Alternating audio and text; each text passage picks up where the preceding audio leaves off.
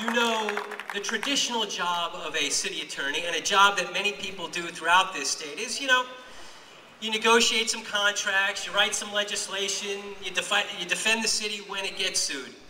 And you can have a very long, rewarding, I think boring career, if that's all that you do. And I can tell you that has never been what I have been about, or what the people in my office have been about. It's not what excites us in the morning, what gets us up and makes us want to come to work every day. There's more than that. And also, it's about, if that's all I was doing, I would have betrayed the trust that I made to the voters of this city nearly 8 years ago when I first ran, and I promised them that I would make sure that the city attorney's office was more relevant to their everyday lives, and they were going to wake up every morning and try and make a difference in the lives of all San Franciscans. And that's why I decided to file 2 federal whistleblower lawsuits on behalf of the San Francisco Unified School District that brought tens of millions of dollars back into the coffers of a cash-strapped district. One of those cases resulted in the uncovering of a scam that was trying to defraud school districts across this country, both urban and rural, and required that I go back to testify before the U.S. Congress about what it was that we had uncovered. And while I took a great deal of pride when we filed that case and when we got the money, I'll tell you, I take even more pride in that now, because I recognize that we have provided a little bit extra money, that maybe is going to provide an extra book or some more resources for students here in the city and county of San Francisco at a time when they are facing the most draconian budget cuts that any school district has faced in our memory. And that's not just something that's happening here in San Francisco, it is happening to school districts and school kids statewide, and that is a travesty.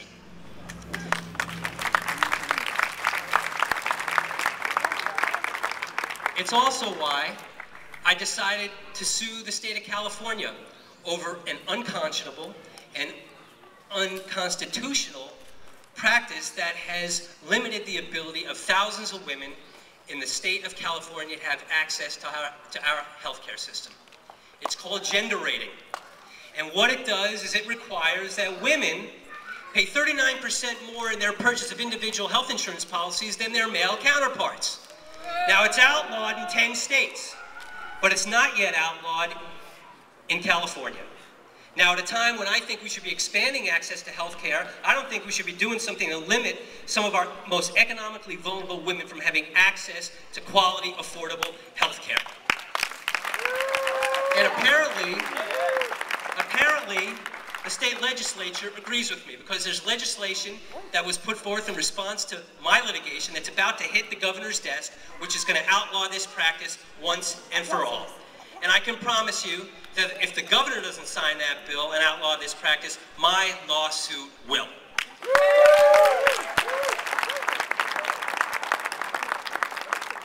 And when I walk along the streets of San Francisco, and I have couples walk up to me that have been together 10, 20, 30 years, and thank me for what we did in filing the first government litigation in the United States history to challenge the constitutionality of discriminatory marriage laws.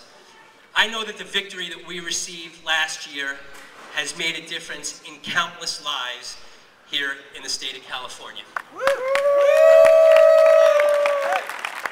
And while I am disappointed that we were unable to strike down Proposition 8, I take solace in the fact that there are 18,000 more couples here in California that can exercise their fundamental right to marry, and also take solace in the fact that 5 other states have followed the lead in the marriage case victory that we got last year and have outlawed their discriminatory marriage laws. And I promise you that going forward, the San Francisco City Attorney's Office, working with all our partners, will continue the fight and be at the forefront to win the battle once and for all to make sure that we have marriage equality for straight and lesbian gay couples here in the state of California. And what it comes down to is really this for me. When we bring to bear the talent, the creativity, the energy of the San Francisco City Attorney's Office to fight for those that are least able to fight for themselves, when we're fighting unscrupulous payday lenders who are taking advantage of some of our most vulnerable citizens, when we're suing landlords, slumlords, when we're out there making sure that we're taking on credit card arbitration scams, or when we're out there taking on the U.S. Postal Service for its failure to provide the most basic mail service to our most indigent residents that reside in SRO hotels, I know that we are doing the right thing and making a difference in people's everyday lives. And ultimately, that is what it is all about for me and for the talented professionals that I have in our office.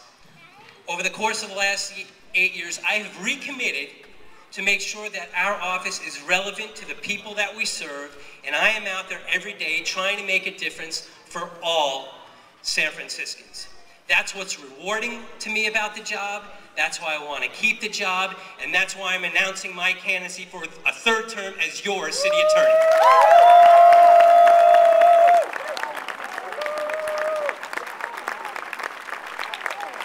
Now,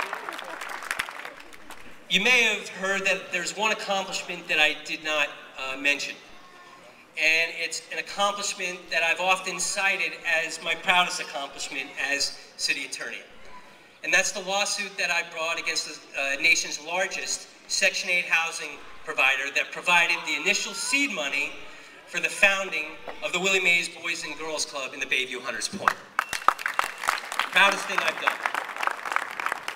And I'm proud of it, not just because it was an extremely contentious piece of litigation that got my competitive juices going.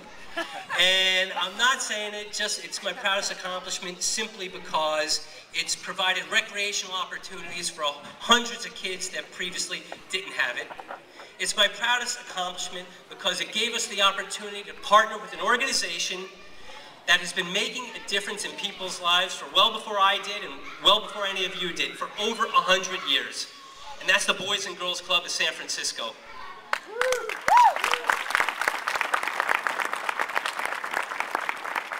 And that's why we're having this event here today, so we can give back to them. That's why I'm having this kickoff event here today, to call attention to what they do through their summertime program.